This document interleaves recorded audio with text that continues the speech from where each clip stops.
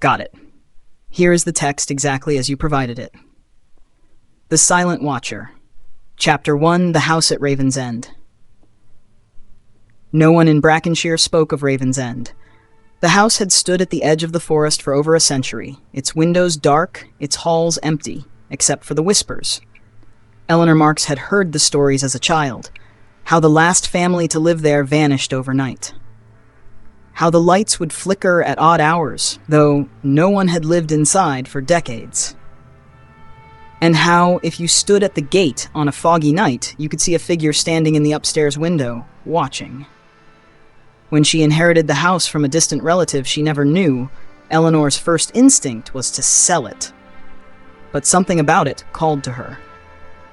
Against her better judgment, she packed her bags and drove to Raven's End. And as she stepped through the gate, she felt it. The weight of unseen eyes. The air grew thick and heavy, pressing against her skin like an invisible force. A chill slithered down her spine, the kind that made her muscles tense involuntarily.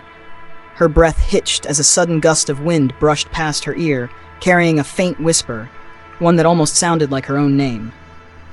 The gate groaned shut behind her with a finality that sent a shiver down her spine. The wind carried a faint whisper, one that almost sounded like her own name. Got it. Here is the text exactly as you provided it. Chapter 2, The First Night.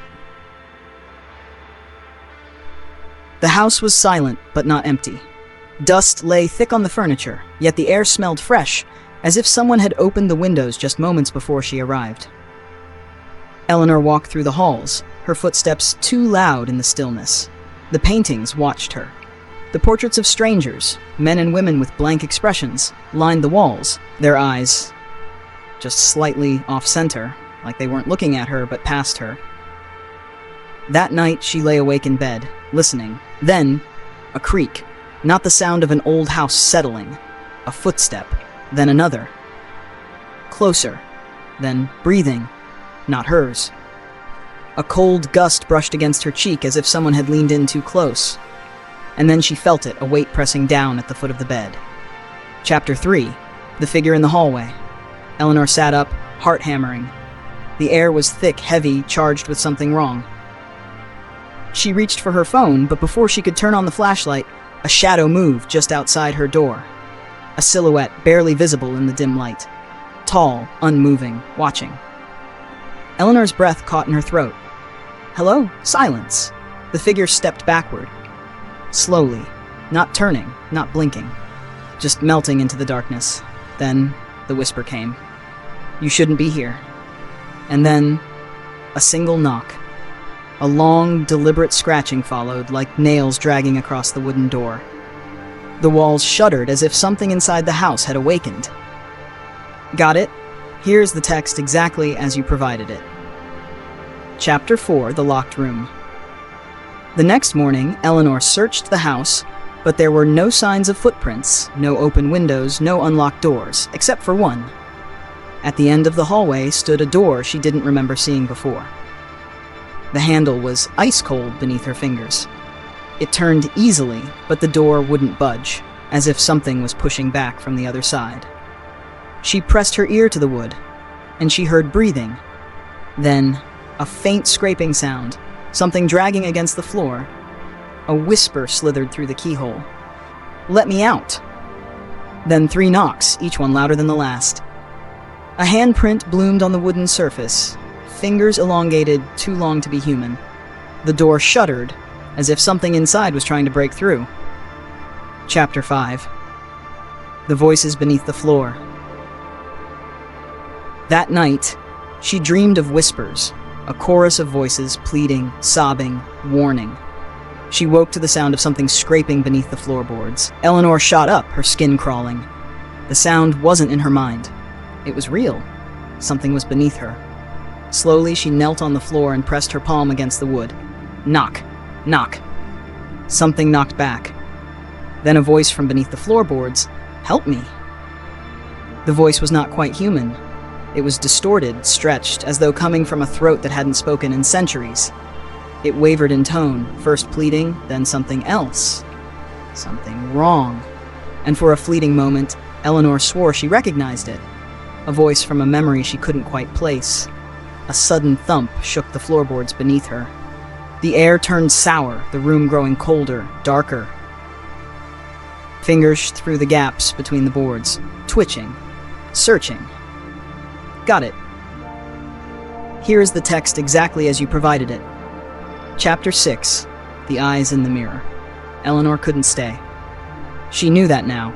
She gathered her things, stuffing them into a suitcase, trying to ignore the way the air felt thicker, colder, heavier. Then she caught her reflection in the hallway mirror. Her breath left her in a choked gasp. She was alone, but her reflection was not. A figure stood behind her. Not a shadow, not a trick of the light. Something tall with hollowed eyes and a stretched, unnatural grin. And it was getting closer. Her reflection blinked, but she hadn't. Then it smiled wider. A shadow crawled from its mouth, twisting unnaturally, pulsing as if it were alive. It slithered across the reflection, tendrils stretching outward, reaching for something unseen. The darkness rippled, coiling like a nest of serpents, its edges flickering and distorting the air around it. Eleanor could swear she saw fingers forming within the black mass, grasping, clawing, desperate to break free. Chapter 7, The Silent Watcher ran. Down the stairs, through the halls. The paintings seemed to shift as she passed, their eyes finally meeting hers. The whispers rose into a frenzied chant. Don't let it touch you. Don't turn around. It's watching. It's always watching. She reached the front door. It wouldn't open. Behind her, the air shifted. The temperature plunged. A breath, not hers, against her neck. Slowly, she turned. The last thing she saw was its smile. Then it tilted its head just slightly, as if amused. A slow blink. The mouth stretched wider, too wide, splitting at the edges, revealing rows of needle-like teeth. The air around it shuddered, and Eleanor felt her body freeze as if something unseen had wrapped around her throat. Then darkness. Then darkness. Got it. Here's the text exactly as you provided it. Chapter 8, The Aftermath. Days later, the town sheriff found the front door of Ravensend wide open. The house was empty. No signs of struggle. No signs of Eleanor. Only her phone lying on the floor, and the last image captured on her camera. A selfie. Her face, frozen in horror, and behind her, the silent watcher, grinning. The phone screen flickered. Then, in the reflection of the darkened screen, the watcher moved. And then, just before the screen died, a whisper. You're next. A second whisper followed. Closer than you think.